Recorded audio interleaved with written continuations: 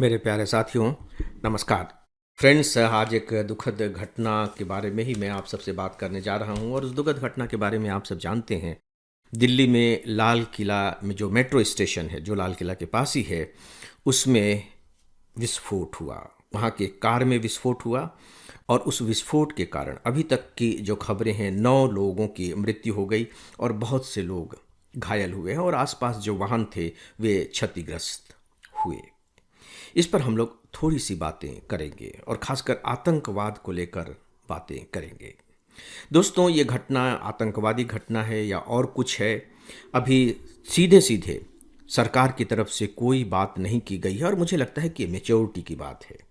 वास्तव में जब तक हमारे पास कोई प्रमाण नहीं मिल जाते तब तक हमें इसे सीधे सीधे किसी पर आरोपित नहीं कर देना चाहिए। चूंकि आप सिविल सर्वेंट बनने जा रहे हैं, इसलिए मैं स्पेशली ये बात मेंशन कर रहा हूँ। देखिए, सरकार की तरफ से कोई बयान नहीं आया है। यही कहा जा रहा है कि हम पहले इसकी जांच कर लेते हैं। जांच करने के बाद यदि कुछ सुराग ऐसे हाथ में लगे कि हम घोषणा कर सके तब हम बताएंगे। और जितनी भी हमारी एजेंसियां हैं आतंकवाद के संबंध में जो जांचें करती हैं, वो जांच में लग गई हैं। सामान्य रूप से हम सब लोग इसे एक आतंकवादी घटना करार सकते हैं और सच पूछे तो अखबारों ने कुछ इस तरह के संकेत भी किए हैं। क्योंकि जिस तरह से घटना हुई है और इसके आगे पीछे की जो घटनाएं घटित होती रही हैं, उसके आधार पर यह अनुमान लगाया जा रहा है कि इस घटना के पीछे किसी न किसी आतंकवादी गुट का हाथ है। तो दोस्तों, इसीलिए मैंने कहा कि हम आतंकवाद पर कुछ बातें करेंगे। फ्रेंड्स, आपके लिए एक उपयोगी सूचना। हमारा फुल ऑनलाइन कोर्स है जिससे ऑप्शनल सब्जेक्ट को छोड़कर हम प्री मेंस और इंटरव्यू तक की पूरी तैयारी कराते हैं। इसके सभी 1000 घंटे के लेक्चर्स वेल एडिटेड और एनिमेटेड हैं।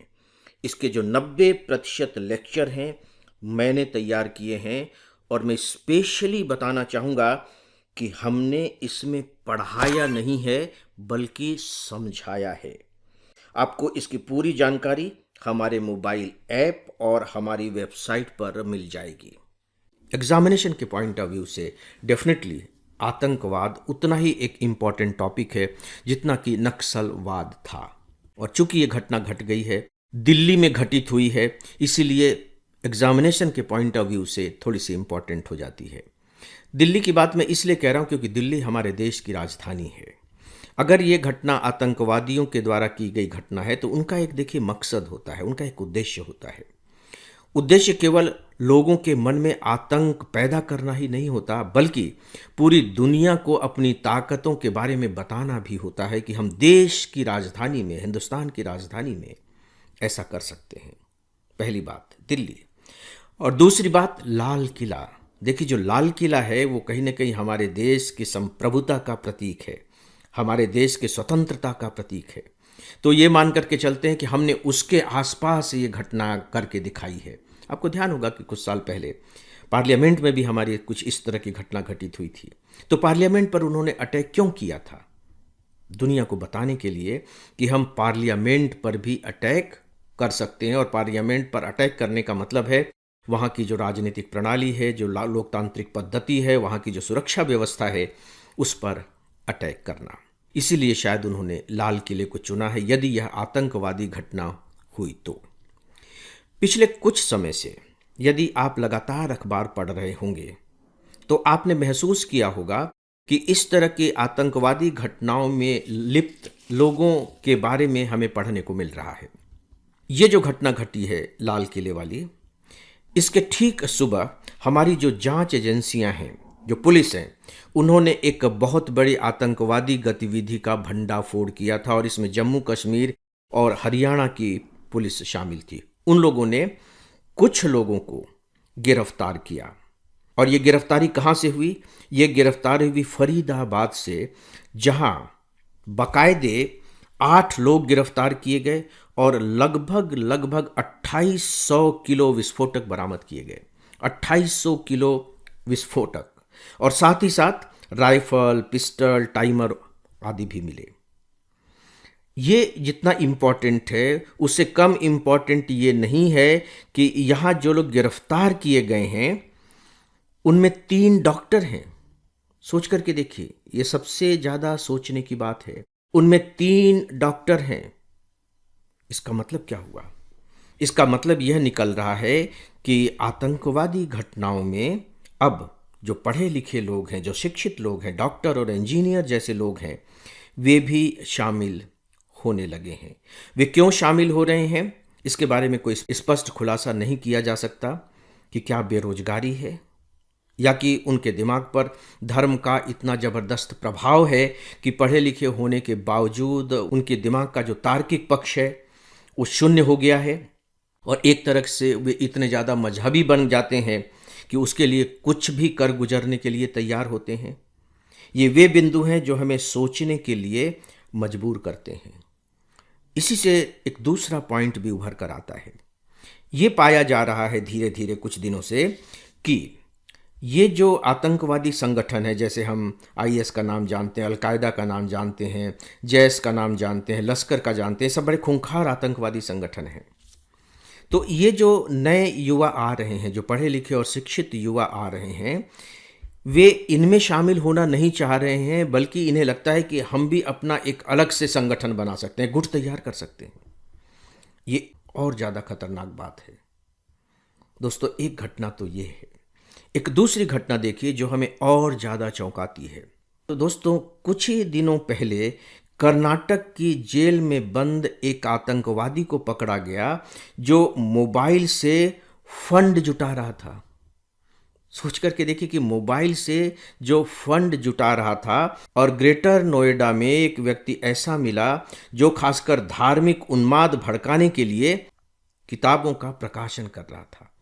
अब आप देखिए कि आतंकवादी घटनाओं को अंजाम देने के लिए, या यूं कह लीजिए कि लोगों के अंदर एक जो धार्मिक जुनून होता है वह पैदा करने के लिए किस किस तरह की दूसरी गतिविधियां की जा रही हैं।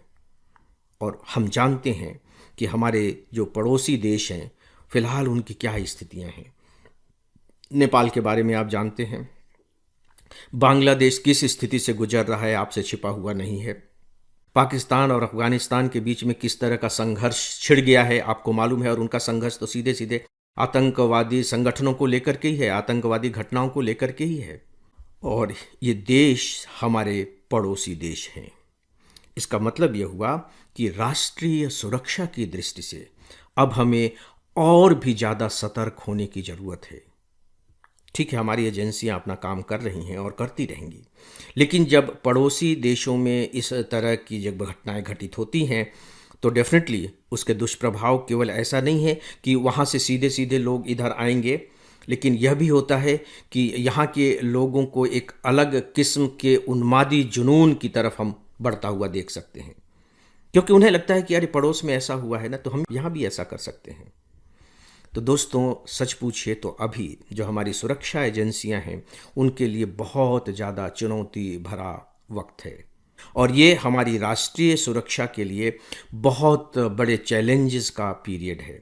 आंतरिक सुरक्षा, और हम बाहरी सुरक्षा को भी नकार नहीं सकते, क्योंकि पाकिस्तान जैसे देश के साथ हमारे किस तरह के संबंध है बताने की ज़रूरत नहीं है। और जब से ऑपरेशन सिंदूर किया गया है तो डेफिनेटली पाकिस्तान के अंदर एक अलग किस्म की छटपटाहट है। हालांकि वो अभी इस तरह का दुस्साहस शायद न करे, लेकिन हमें इसके बारे में निश्चिंत नहीं रहना चाहिए।